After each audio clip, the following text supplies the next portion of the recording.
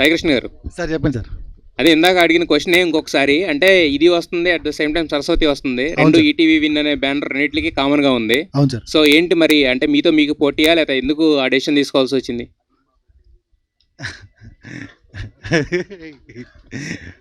అదే అండి, రెండు మంచి సినిమాలు ఒకే రోజు చాలా రోజులు అయిపోయింది కదా, చూద్దాం అసలు ఎలా ఉంటుందని. అది చాలా డిప్లొమాటిక్ గా ఉంది, అసలు ఆన్సర్ లా లేదే. అసలు ఆన్సర్ అదే. ఎందుకంటే సరస్వతి వాళ్ళు చెప్తాను, ఒకే రోజు రావాలని అనుకోలేదు యాక్చువల్లీ. 8th March అయితే ఉమెన్స్ డే, అందుకోసం సరస్వతి 6th ప్లాన్ చేసాము. ఈవెన్చువల్లీ ఈ సినిమా February 12th రిలీజ్ కావాల్సింది. సో తర్వాత శ్రీ విష్ణు గారి సినిమా, తర్వాత ఏ భగవాన్ సినిమా అన్నీ పోగా 6th డేట్ కనిపించింది. సో రెండు మా సినిమాలే, రెండు మంచి సినిమాలే, ఒక రోజు ఏమైంది. అయితే లాస్ట్ టైం ఇది ఎందుకు థియేటర్కి వెళ్ళట్లేదు అన్నప్పుడు మీరు చెప్పిన రీజన్ కూడా అంతే స్ట్రాంగ్గా అనిపించింది అప్పటి మాకు, చాలా కన్విన్సింగ్గా ఉంది. అంటే 90s తర్వాత మళ్ళీ అలాంటి కంటెంట్ ఏది రాలేదు, మాకు సబ్స్క్రిప్షన్స్ అనేవి కూడా ఇంపార్టెంట్ అని. బట్ మీరు యాజ్ ఏ ఓటీటీ కింద ఫస్ట్ ప్రిఫరెన్స్ దానికి ఇవ్వాలి కానీ, బట్ మీరు థియేటర్కి వెళ్ళడానికి ఫస్ట్ ప్రిఫరెన్స్ ఇవ్వడానికి రీజన్ ఏంటి ఈ సినిమా వరకు? ఈ సినిమా వరకా?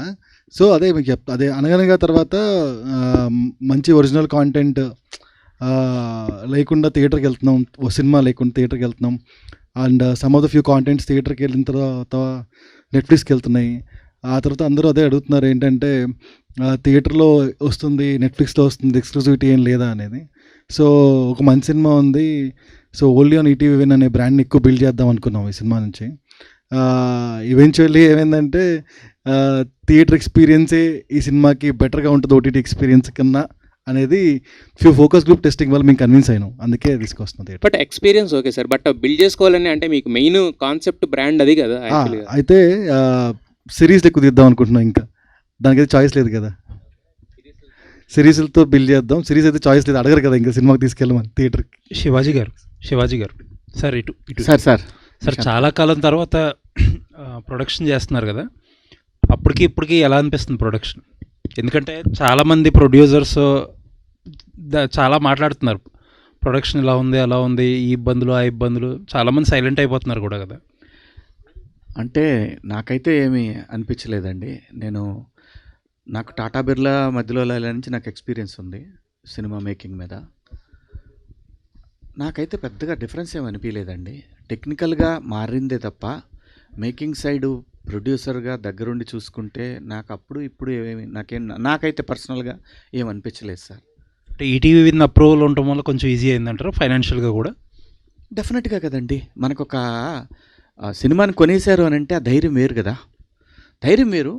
ఇంకోటి, నేను ఈ సినిమాని థియేటర్లోనే గట్టిగా నమ్మాను నేను.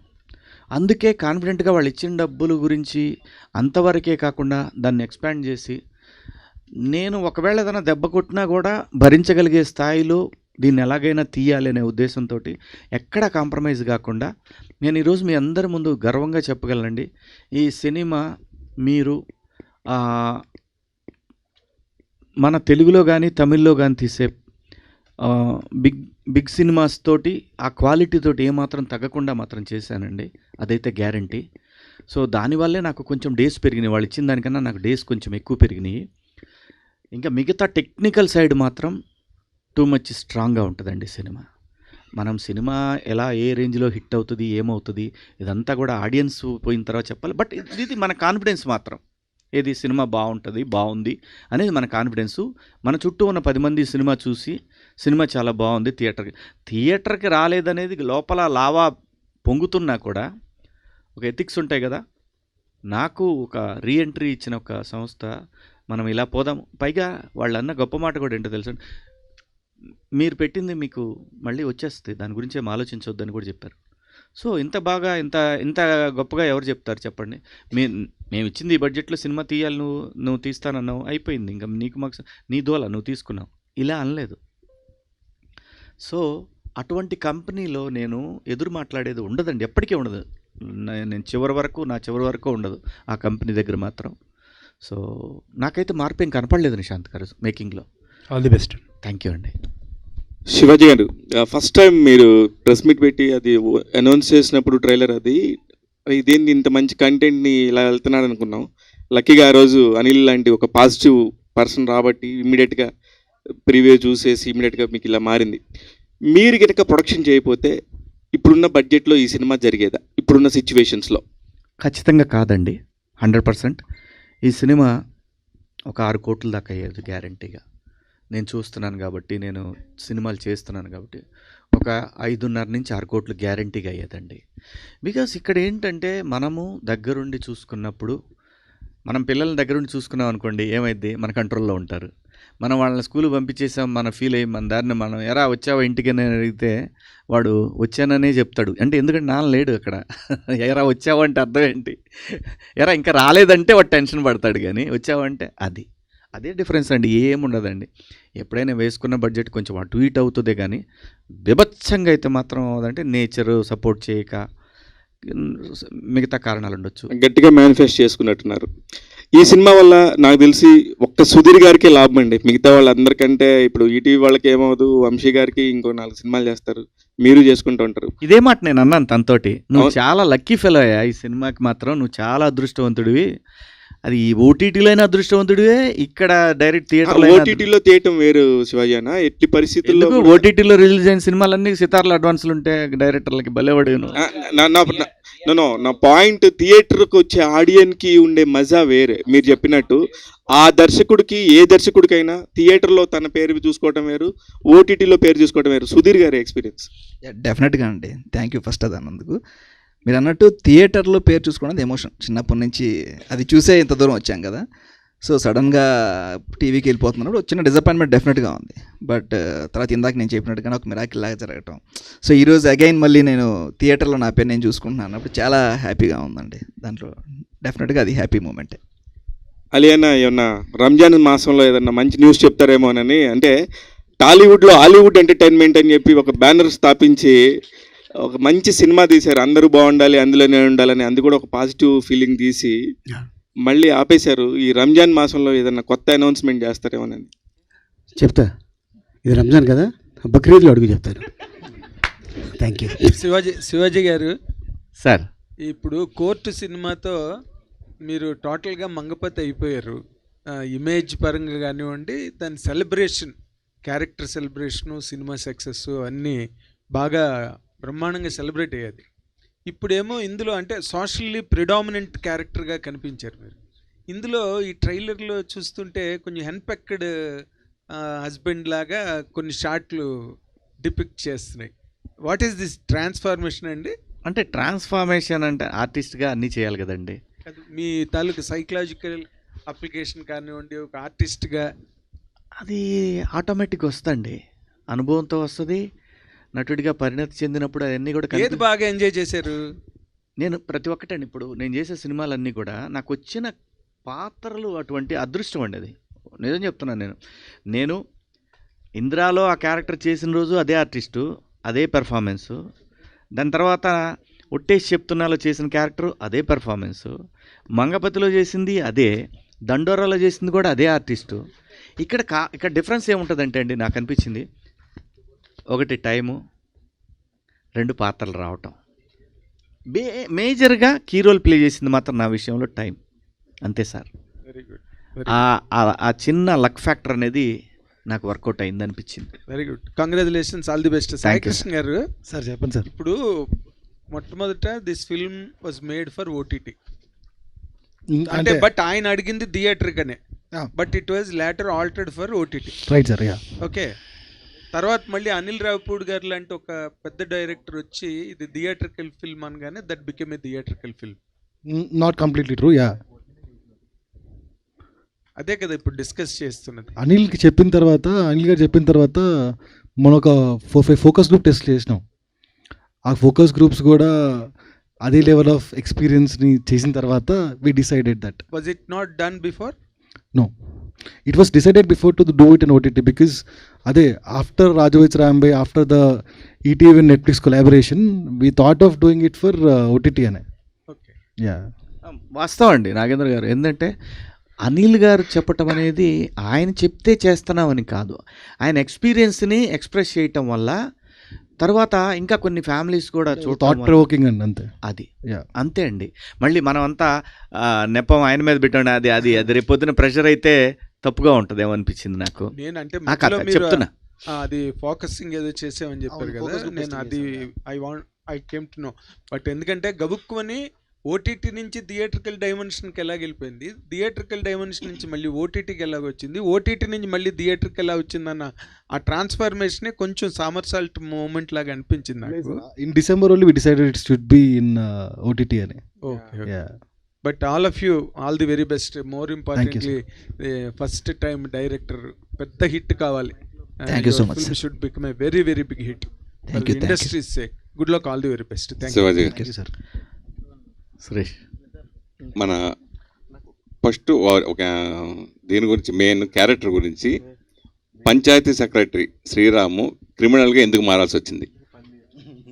6వ తారీఖు నాడు నేను ఖచ్చితంగా 6 కాదు 5వ తారీఖు నాడే నీకు టికెట్లు పంపిస్తాను, నువ్వు సినిమా చూసి ఎందుకు మారాల్సి వచ్చిందా అని నువ్వు అను, అప్పుడు నేను హ్యాపీ ఫీల్ అవుతా సురేష్. అంటే ఫ్యామిలీగా నడుస్తున్న సినిమా ఇది అవుట్ అండ్ అవుట్ ఫస్ట్ నుంచి కూడా నేను డిసైడ్ అయింది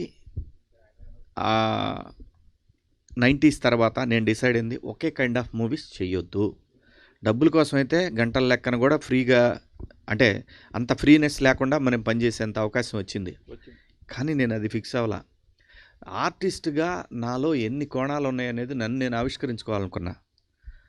ఇప్పుడు ఈ సినిమాలో నేను చెప్తున్నాను, ఈ మాట గుర్తుపెట్టుకోండి మీరు.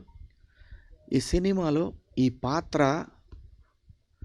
ఆ పెయిన్ తాలూకా ఎక్స్ప్రెషన్స్ని అంటిల్ లాస్ట్ ఫ్రేమ్ వరకు ఆ హ్యాపీనెస్ని, ఆ పెయిన్ని, వాటన్నిటిని తీసుకెళ్తూ ఉంటుంది తప్పితే శ్రీరామ్ కనపడతాడు తప్పితే శివాజీ కనపడ్డాడు. అంత బాగా డిజైన్ చేశారు పాత్రని. అది నాకు రావటం నా అదృష్టం. ఇందులో ఎటువంటి శశభిషాలు ఏం లేవు. నేను కోరుకున్నట్టే దేవుడి దయ వల్ల కథలన్నీ కూడా, నేను ఇది కామెడీ సినిమా, లయ నేను చేయాలి అని అంటే కామెడీ, ఈ కథకి లయ బాగుంటుంది అని నేను ఫిక్స్ అయిన తర్వాత ఇది చేద్దాం అని అప్పుడు ఈటీవీ విన్కి పంపించింది.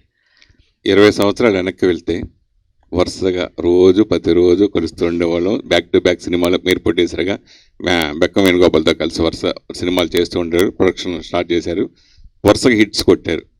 ఇప్పుడు ఆ హీరోలకి అంత యాక్సెస్ మిగతా వాళ్ళతో ఉండకపోవటం, ఇలా జరగడం, అప్పటికిప్పుడుగా వచ్చిన మార్పు గురించి మీరు ఏం చెప్తారు? చాలా ఉంది సురేష్, నిజంగా చెప్తున్నాను కదా. ఆ హ్యాపీనెస్ అనేది మన మధ్యలో ఉన్న ఆ సంబంధాలు, మానవ సంబంధాలు అనేవి ఒకే ఇండస్ట్రీలో పనిచేస్తూ అవి తగ్గినాయి. అది వాస్తవం, అది ఎవరైనా అంగీకరించాల్సిందే. కాలం మారుతుంది, కాలానుగుణంగా మనందరం కూడా అలాగే, మన నెక్స్ట్ జనరేషన్ ఉంటుంది కదా, వాళ్ళు ఏంటి ఇది అని మనల్ని అనుకుంటారు.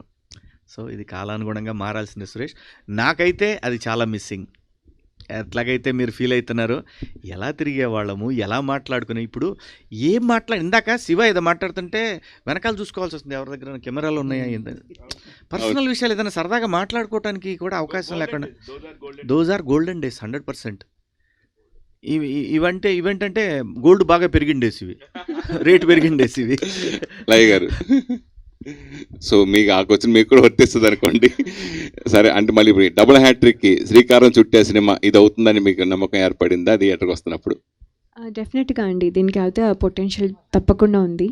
అది స్టోరీ విన్నప్పుడు అవనివ్వండి, చేస్తున్నప్పుడు ఇంకొంచెము, తర్వాత చేసిన తర్వాత డబ్బింగ్కి వెళ్ళినప్పుడు ఇంకొంచెము, తర్వాత ఫుల్గా సినిమా చూసిన తర్వాత వచ్చిన కంటెంట్ ఫీలింగ్, ఓకే దీంట్లో విషయం ఉంది, దీంట్లో అంటే కొన్నిసార్లు ఏమవుతుందంటే స్టోరీలో ఉంటుంది కానీ మనం బయట అవుట్పుట్ వచ్చేసరికి చాలా తక్కువ వచ్చేస్తుంది, అంటే మన అవుట్పుట్ తక్కువ అయిపోతుంది. అలా ఏమీ లేకుండా ఇంకా బెటర్గానే ఉంటూ నేను వినిన దానికంటే, ఊహించుకున్న దానికంటే బెటర్గా వచ్చిన అవుట్పుట్ వల్ల ఆ కాన్ఫిడెన్స్ అయితే డెఫినెట్గా ఉంది. సో ఇప్పుడు చూడాలి. ఇండస్ట్రీలో హీరోయిన్గా ఆ వాల్యూ వేరేగా ఉంటుంది, క్యారెక్టర్ ఆర్టిస్ట్గా వాల్యూ వేరేగా ఉంటుంది. మీరు హీరోయిన్గా చేశారు, మధ్యలో క్యారెక్టర్ ఆర్టిస్ట్గా చేశారు, మళ్ళీ ఇప్పుడు హీరోయిన్గా చేయడం. సో ఈ వ్యత్యాసం గురించి ఏం చెప్తున్నారు? ఫర్దర్గా కూడా మీరు హీరోయిన్గానే చేస్తారా, క్యారెక్టర్లు వచ్చినా చేయరా?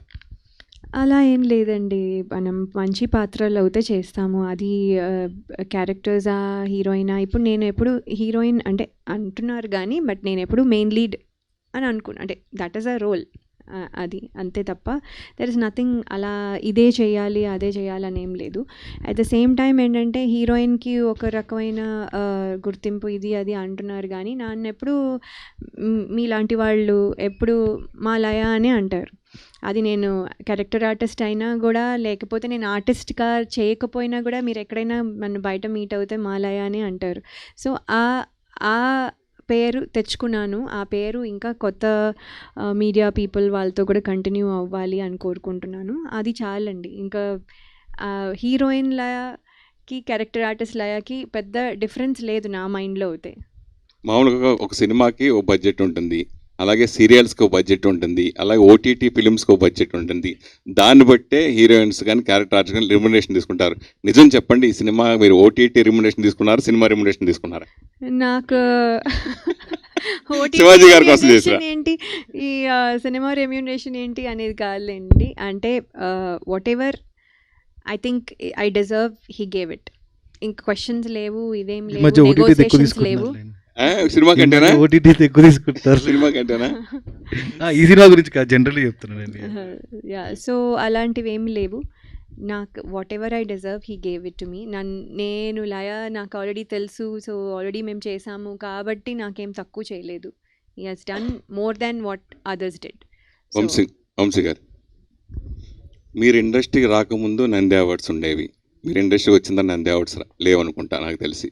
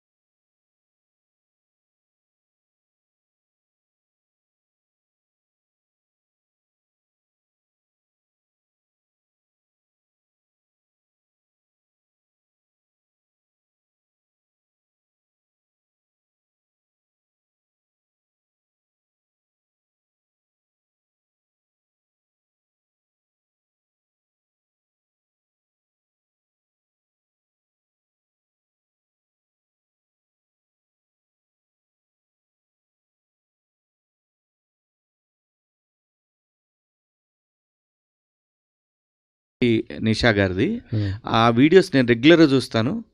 సో నాకు అనిపించింది అనమాట, ఇది family cinema, family entertainment based cinema ఇది. సో ఖచ్చితంగా వాళ్ళతోటి ఎలాగైనా సరే వాళ్ళని ప్రమోషన్కి మాకు ఉపయోగపడేలాగా ఒక వీడియో చేయాలనుకున్నాను. నేను అడిగాను, వాళ్ళు యాక్సెప్ట్ చేశారు ఈ సినిమాకి సపోర్ట్ చేయమని. ఓకే, ఈవెంట్కి అని పిలుచుకొస్తారా వాళ్ళని? ఏమండి? లేదండి, లేదండి, లేదా? వాళ్ళు రారండి. వాళ్ళు బేసిక్గా ఏంటంటే నా మీద ఉన్న గౌరవంతో యాక్సెప్ట్ చేశారు అంతే తప్ప వాళ్ళేమి డబ్బులు తీసుకొని ఇలా అట్లా కాదు. వాళ్ళు దే ఆర్ ఎనఫ్. డెఫినెట్గా వాళ్ళు మంచి వీడియోలు మంచి కంటెంట్ చేయాలనే ఉద్దేశం అంతే. ఓకే, మీరు ఏదైనా ఒక మంచి అంటే మీరు మాకు హార్టెడ్ ఫుల్ మంచి ఏంటంటే చెప్పేది, మీరు ఏదైనా ఒక మంచి మాట చెప్తుంటారు అప్పుడప్పుడు సోషల్ మీడియాలో కూడా బాగా ఇది అవుతుంటుంది కదా, అందుకే అడుగుతున్నాను. అంటే ఈ సోషల్ మీడియాలో మీరు కొద్దిగా యాక్టివ్గా ఉంటారు కాబట్టి ఒక మంచి మాట చెప్తారని నేను అడుగుతున్నాను. బేబీ పునర్విక గురించి మీకు తెలిసే ఉంటుంది, మీరు ఏదన్నా ఒక మంచి మాట ఆ పాప గురించి. అదేనండి, నేను యాక్చువల్గా నిన్న వాళ్ళు ఒక నంబర్ పెట్టారు. ఆ నెంబర్కి నేను పే చేద్దామని వెళ్తే ఈ నెంబర్కి ఓవర్లోడెడ్ అయిపోయి వచ్చింది కాబట్టి రేపు ట్రై చేయండి అని అన్నారు. సో దాంతో మార్నింగ్ ట్రై చేస్తే మార్నింగ్ గవర్నమెంట్ ఇచ్చేసింది, గవర్నమెంట్ ఏదో సపోర్ట్ చేస్తుంది, సో కాబట్టి ఇంకెవరు వసూలు చేయట్లేదు అన్నారు. నిజాయితీగా నేను వెళ్ళానండి. నా దగ్గర ఫెయిల్ అయిన అవి ఉంటాయి మనకి ఫోన్పేలో, వాటిలో ఫెయిల్ అయిన ఇవి వస్తాయి. సో ఏదైనా సరే మానవత్వం బతికే ఉంది. నిజంగా చాలా కొన్ని లక్షల మంది రియాక్ట్ అయ్యారు. సో ఇదే కంటిన్యూ అవ్వాలి. మనం మనుషులం, అందరం కలిసి ఉందాం, అందరూ బాగుండాలి, అందులో అందరూ ఉండాలి. అది. Thank you. అలీ గారు. నీ జీని ప్యాంటు చూసి బుల్లెమ్మో పాట దగ్గర నుంచి మీరన్నా మీ పాటలన్నా మీ డ్యాన్స్ అన్నా ఇష్టపడిన వాళ్ళు చాలా మంది ఉంటారు. సో ఎస్పెషల్లీ పాయా సాంగ్ చాలా అద్భుతంగా ఉంది సాంగ్. సో ఆ సాంగ్ ఫస్ట్ విన్నప్పుడు మీకు ఎలా అనిపించింది? అలాగే నిర్మాత బండ్ల గణేష్ చేత డ్యాన్స్ చేయించడం ఒకటైతే దాంట్లో లిరికల్గా చంద్రబాబు నాయుడు గారి గురించి, మన పవర్ స్టార్ పవన్ కళ్యాణ్ గురించి, వీళ్ళందరి గురించి లిరికల్గా ఉన్నప్పుడు పాట విన్నప్పుడు మీ ఫీలింగ్ ఏంటి? యాక్చువల్గా ఆ పాట తీసుకొచ్చింది నేనే. సో అది చెప్పారులే. ఎస్, అయితే అది ఇక్కడ మనం హిందీలో కాకుండా తెలుగులో దాన్ని తెలంగాణ యాసలో దాన్ని పాట చేసి చేయడం జరిగింది. పాట చేసిన తర్వాత శివాజీ రోజు నైట్ ఫోన్ చేసి, అన్న పాట రెడీ అయిపోయింది, ఒకసారి వినిపిస్తాను, నీకు పంపిస్తున్నాను విను, మళ్ళీ 10 minutes తర్వాత దాన్ని డిలీట్ చేసే అన్నాడు. నేను విన్నా, శివాజీ చాలా బాగుంది, ఇది అద్భుతంగా ఉంది, డైరెక్టర్ గారు కూడా చాలా హ్యాపీ ఫీల్ అయ్యారు, అన్న నేను బండల గణేష్ని అనుకుంటున్నాను అన్నాడు. ఒకసారి నువ్వు డైరెక్ట్గా వెళ్ళు అనగానే తను వెళ్ళటం చెప్పటం, ఒక డేట్ ఇచ్చాడు. ఆ డేట్లో తనకేదో ప్రాబ్లం ఉంటే తన సొంత పనుల మీద డేట్ మళ్ళీ మార్చి దాన్ని చేయడం జరిగింది. కుంభవృష్టి అసలు మామూలు కాదు, రామోజీ ఫిల్మ్ సిటీలో వర్షం, ఆ వర్షంలో 2 రోజుల్లో పాట ఫినిష్ అయిపోయింది. డాన్సర్లు సహా టెక్నీషియన్స్ అందరూ ఆ రోజు పాయ తిన్నారు, షూటింగ్ ఫినిష్ చేశారు చక్కగా. 2 రోజుల్లో సాంగ్ అయిపోయింది, ఎడిటింగ్ చేశాడు, సాంగ్ రిలీజ్ చేశాడు. పాయ ఎంతమంది తిన్నారో తెలియదు, కానీ ఈ పాట రిలీజ్ అయిన పాయ చాలామంది తిన్నారు, అంత అద్భుతంగా. వంశీ గారు, అది యాక్చువల్లీ మీరు రెగ్యులర్గా సినిమాలు చేస్తున్నారు, నిజంగానే మీరు చెప్పినట్టు రెగ్యులర్గా మీడియాతో కలుస్తున్నారు, రెగ్యులర్గా